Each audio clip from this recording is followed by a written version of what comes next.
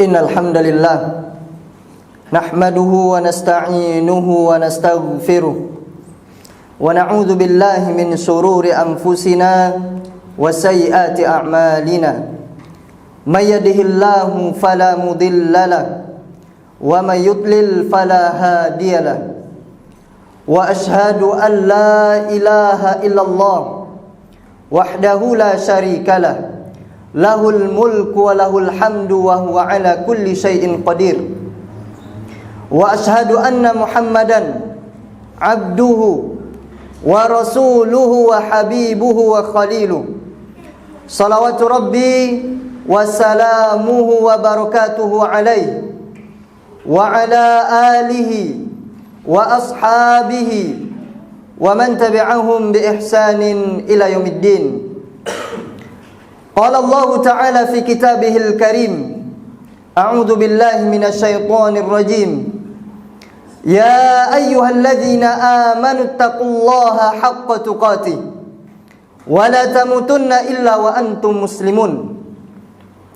Setiap Jumat kita mendengarkan firman Allah yang barusan kita baca. Sebelumnya khatib juga berwasiat tentang takwa.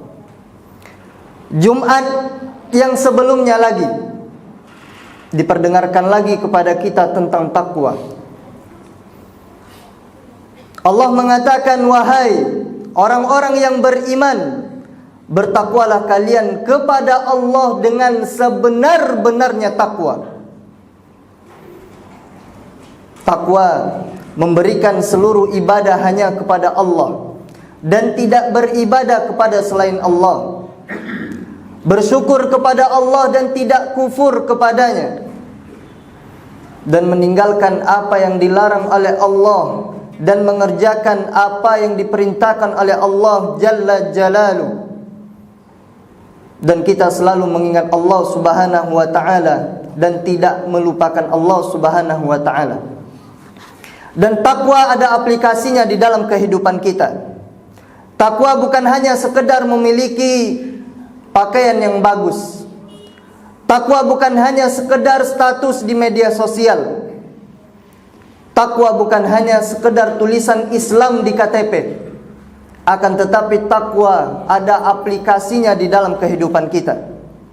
Amma ba'd, fa inna asdaqal hadithi kitabullah, wa khairul hadi hadi Muhammadin sallallahu alaihi wasallam, wa syarrul umuri muhdatsatuha, wa kullu muhdatsatin bid'ah, wa kullu bid'atin dhalalah, wa kullu dhalalatin finnar.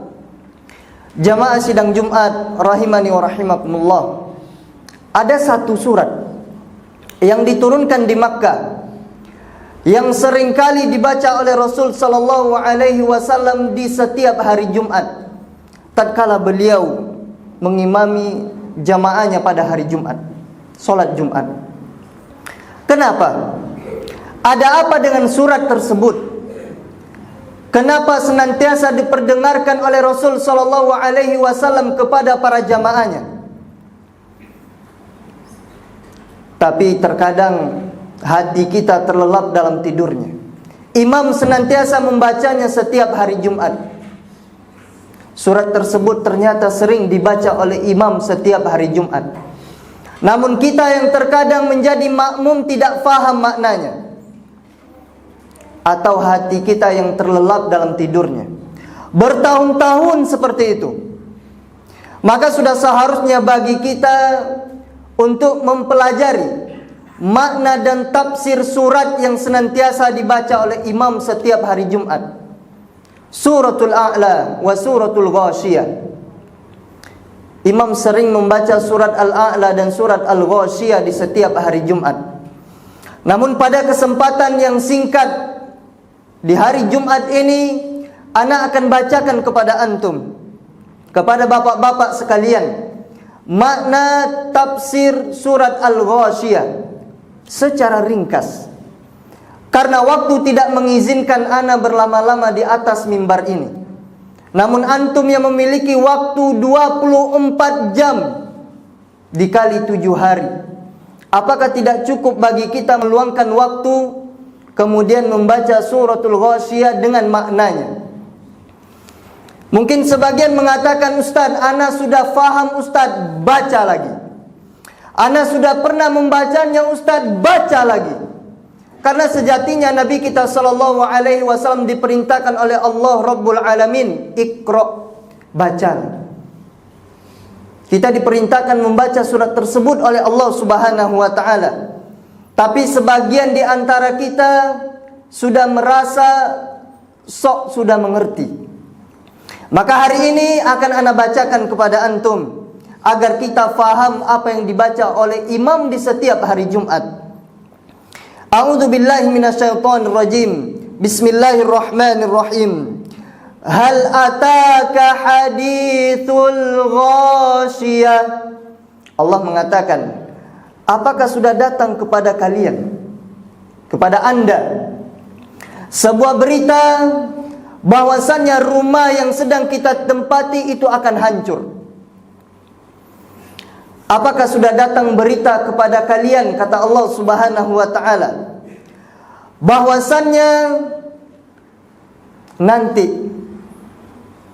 yang namanya Turkis itu akan rata dengan tanah, sehingga nanti tidak ada lagi yang namanya Turkis, tidak ada lagi yang namanya Masjid Utsman, diratakan oleh Allah Subhanahu wa taala dengan tanah, dan kita pun akan berada di bawah tanah tersebut.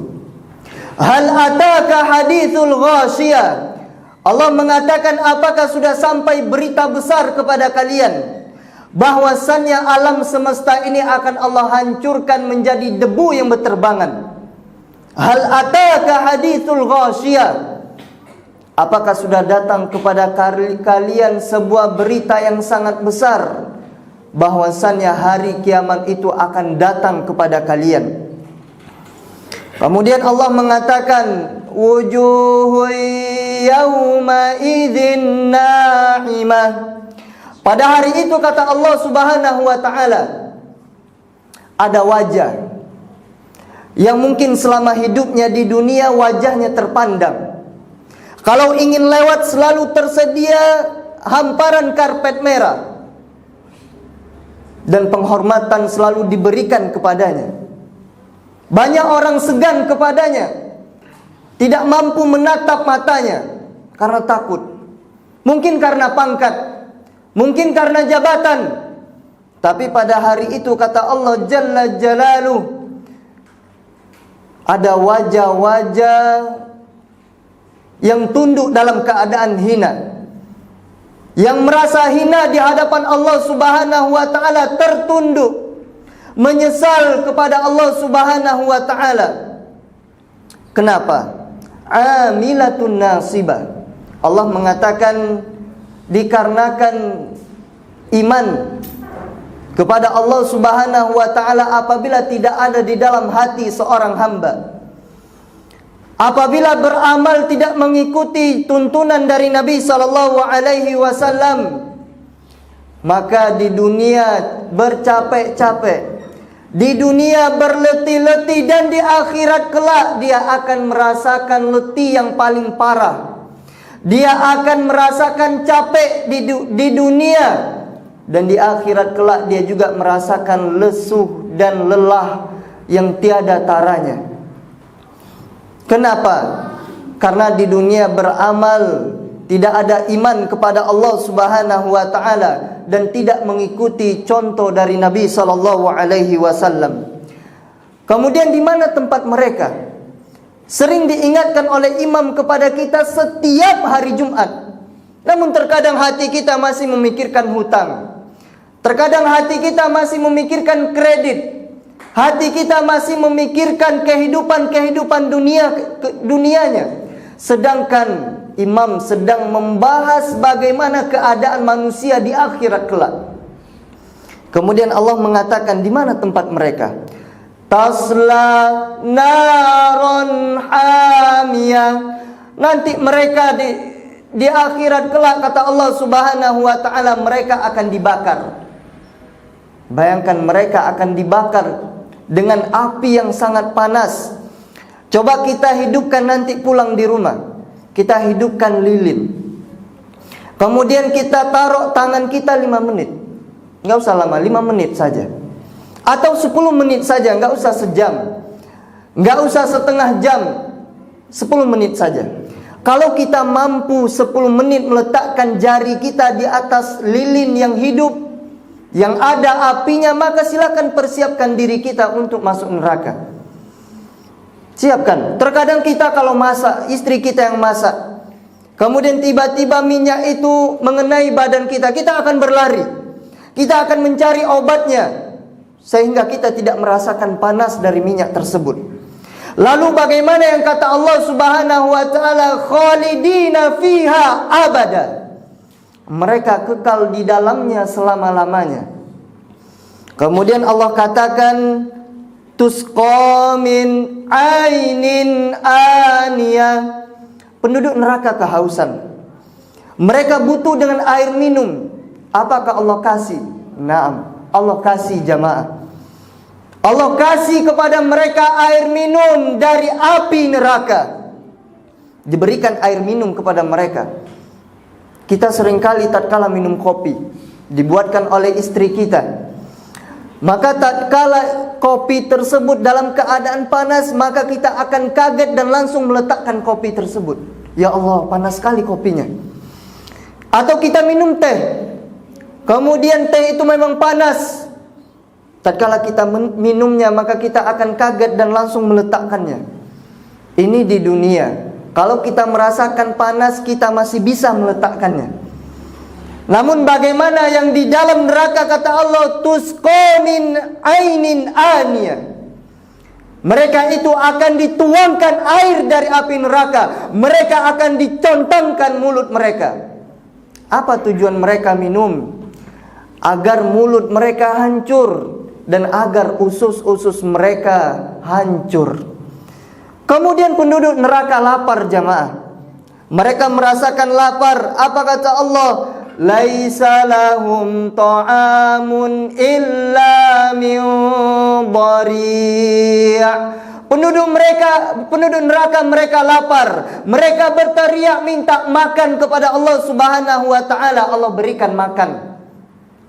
Makanan yang berduri, yang bisa menghancurkan mulut mereka, yang bisa merobek usus-usus mereka.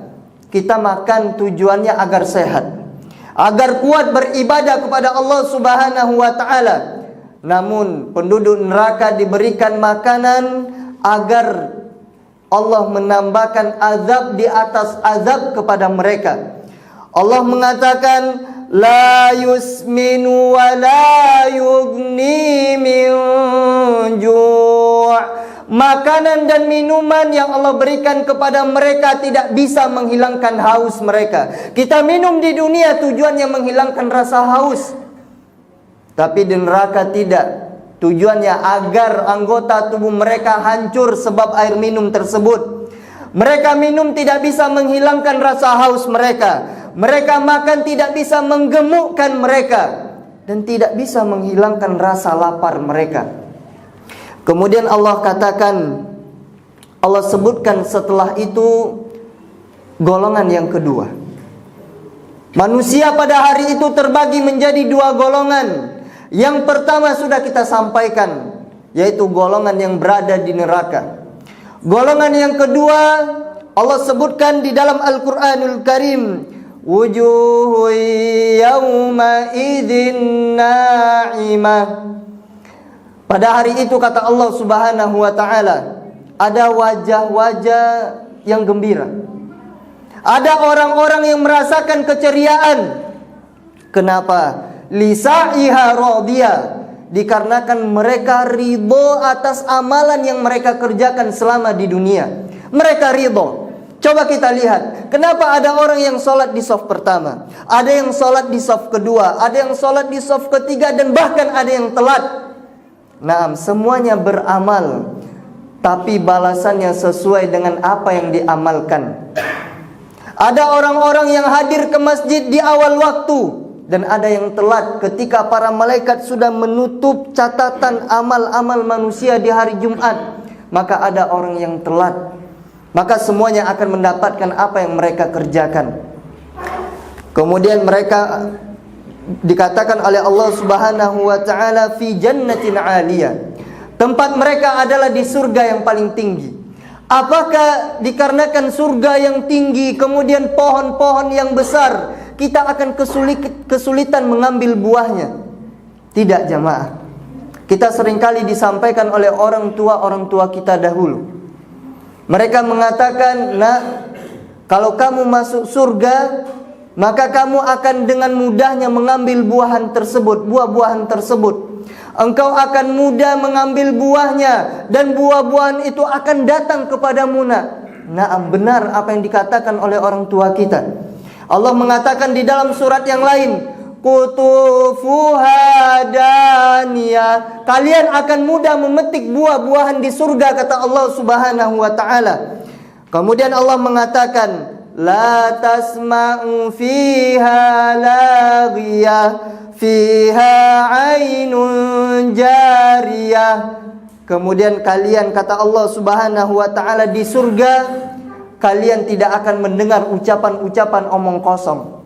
Kalian tidak akan mendengarkan ucapan-ucapan bohong. Kalian tidak akan mendengarkan ucapan-ucapan penghinaan, mengolok-olok. Tidak ada, kata Allah Subhanahu wa taala.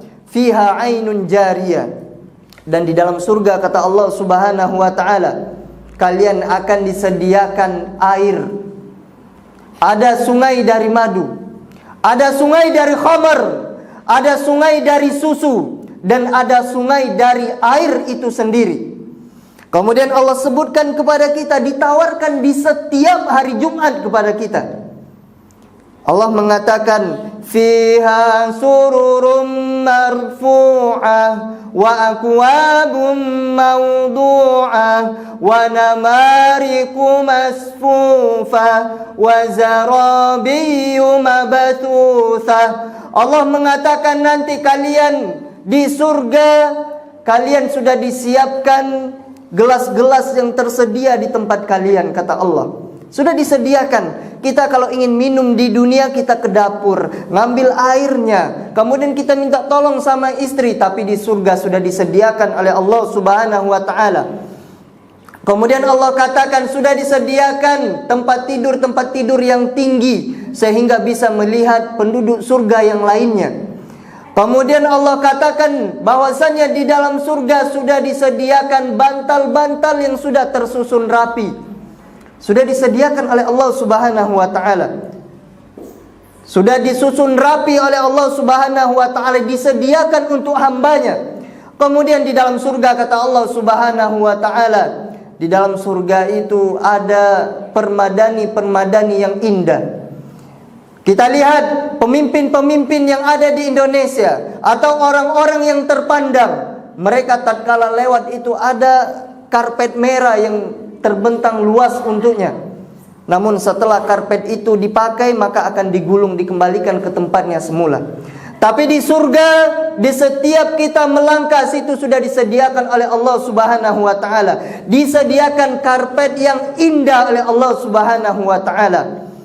Tapi kebanyakan manusia, kata Allah Subhanahu wa ta'ala, bal tu'thiruna al-hayatad dunya wal akhiratu khairu wa abqa.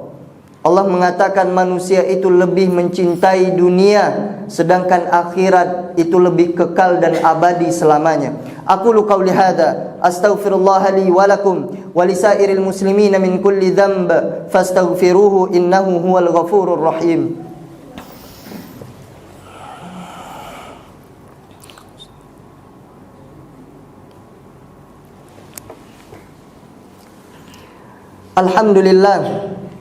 Alhamdulillahilladzi bi ni'matihi tatimmus shalihat.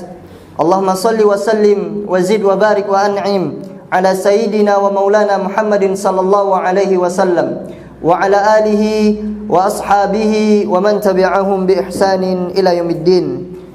Jamaah rahimani wa rahimakumullah. Setelah Allah sampaikan kepada kita golongan yang pertama dan golongan yang kedua, apakah kita masih ingin bersusah payah mencari kehidupan dunia sampai saling siku menyiku untuk mendapatkan dunia yang akan ditinggalkan? Sudah disebutkan oleh Allah, kalian ingin masuk surga, ini jalannya, ini caranya. Kalian ingin masuk neraka, ini jalannya, sudah diberikan alamat-alamatnya oleh Allah Subhanahu wa taala. Maka apakah kita masih condong kepada kehidupan dunia? Allah mengatakan di dalam Al-Qur'anul Karim, setelah membahas golongan yang pertama dan golongan yang kedua, kemudian Allah mengajak kita untuk mentadabburi alamnya. Allah mengatakan, afala yanzuruna ilal ibili kaifa khuliqat wa ilas samai kaifa rufi'at wa ilal jibali kaifa nusibat wa ilal ardi kaifa sutihat.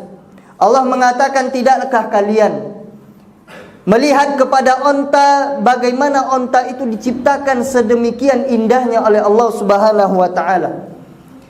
Dikarenakan dahulu penduduk Arab, mereka sering melihat onta.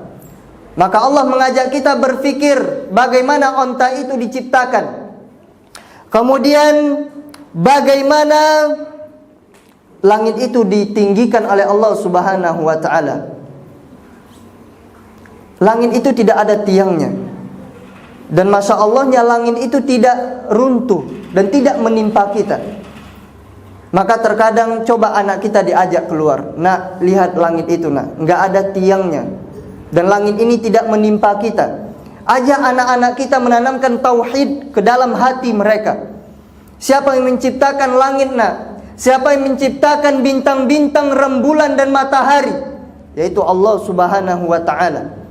Namun terkadang sebagian di antara kita lebih semangat mengindahkan langit-langit rumahnya. Diindahkan langit-langit rumahnya. Nah, enggak jadi masalah, boleh.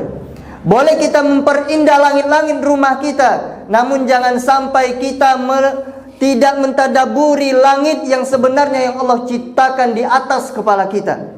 Kemudian Allah katakan, wa ilal jibali kaifa nusibat, bagaimana gunung-gunung ditancapkan oleh Allah Subhanahu wa taala sehingga bumi itu menjadi seimbang dan tidak terjadi ketimpangan.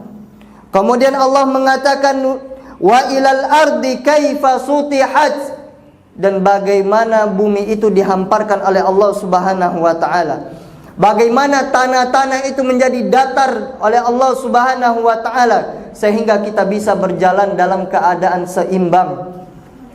Maka terkadang kita yang melewati tanah, menginjak tanah, sampaikan kepada anak kita, nak, kita ini dari tanah nak. Kita akan dikembalikan ke tanah dan nanti kita akan dikeluarkan dari tanah juga.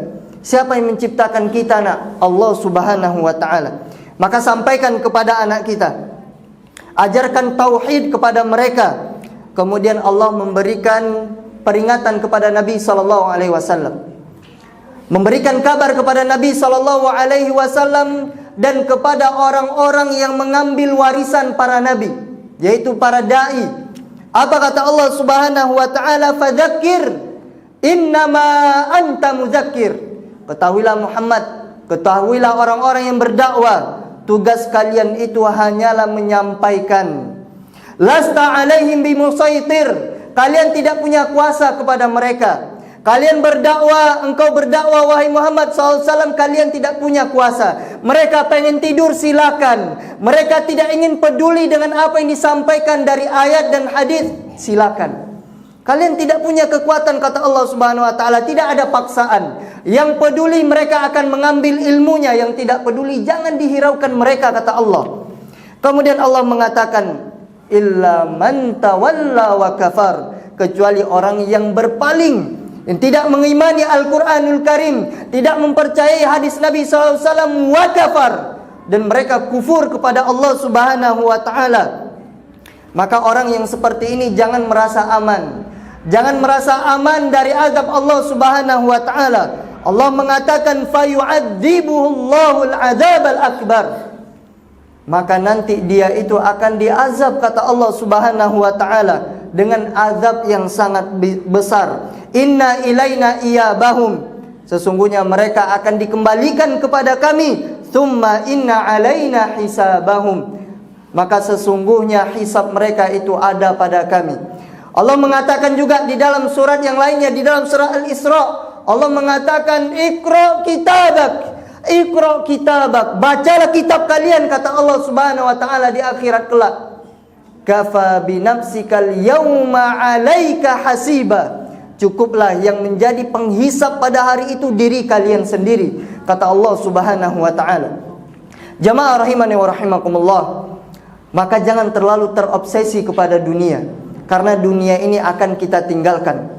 Dan Nabi SAW juga mengatakan kepada kita, "Lau kanatid dunya ta'dilu 'indallahi janahal ba'udah." Kalau seandainya dunia yang kalian perjuangkan, dunia yang kalian mau berkorban untuknya, kalian yang mau berpisah dengan saudara kalian sebab dunia, berpisah dengan orang tuanya, saling tidak sapa menyapa. Allah mengatakan kalau seandainya dunia ada harganya di sisi Allah seperti satu sayap nyamuk saja, masaqa kafiran minha syarbatama, maka sesungguhnya orang kafir itu tidak akan diberikan air sedikit pun oleh Allah Subhanahu wa taala. Orang kafir itu tidak akan diberikan air oleh Allah Subhanahu wa taala kalau seandainya dunia ini ada harganya seperti satu sayap nyamuk. Namun ternyata orang kafir diberikan air oleh Allah Subhanahu wa taala. Orang-orang yang tidak beriman menyembah api, menyembah apapun mereka selain Allah, Allah berikan air kepada mereka. Kenapa? Karena dunia ini tidak ada harganya. Jamaah rahimani wa rahimakumullah, sekarang hari Jumat. Harinya kita bersolawat kepada Nabi SAW, maka perbanyaklah solawat kepada beliau, karena beliau mengatakan, "Man shalla alayya wahidatan fasallallahu alaiha biha asyra." Barang siapa yang bersolawat kepadaku sekali saja, kata Nabi, maka Allah akan bersolawat kepadanya 10 kali. Innallaha wa malaikatahu yusalluna 'alan nabi ya ayyuhalladzina amanu sallu 'alaihi wa sallimu taslima. Allahumma salli ala Muhammad wa ala ali Muhammad kama sallaita ala Ibrahim wa ala ali Ibrahim innaka Hamidum Majid. Allahumma barik ala Muhammad wa ala ali Muhammad kama barakta ala Ibrahim wa ala ali Ibrahim innaka Hamidum Majid. Allahumma ighfir lil muslimina wal muslimat wal mu'minina wal mu'minat al ahya'i minhum wal amwat. Allahumma inna nas'aluka al huda wat tuqa wal afafa wal ghina. Rabbana hab lana min azwajina wa dhurriyyatina qurrata a'yun waj'alna lil muttaqina imama. Allahumma 'allimna ma yanfa'una wanfa'na bima 'allamtana wa zidna 'ilma wa 'amala. Allahumma ya muqallibal qulub tsabbit qulubana 'ala dinik. Allahumma ya muqallibal qulub tsabbit qulubana 'ala dinik. Allahumma ansur ikhwanana al-mustad'afina fi kulli makan. Allahumma ansur ikhwanana al-mustad'afina fi Gaza. Allahumma ansur ikhwanana al-mustad'afina fi Palestin. Allahumma ansurhum ya Rabbana. Allahumma ansurhum. Allahumma ansur jami'al muslimina fi kulli makan. Rabbana atina fid dunya hasanah wa fil akhirati hasanah wa qina adzaban nar. Subhana rabbika rabbil izzati amma yasifun. Wassalamun 'alal mursalin walhamdulillahi rabbil alamin. Aqimus shalah.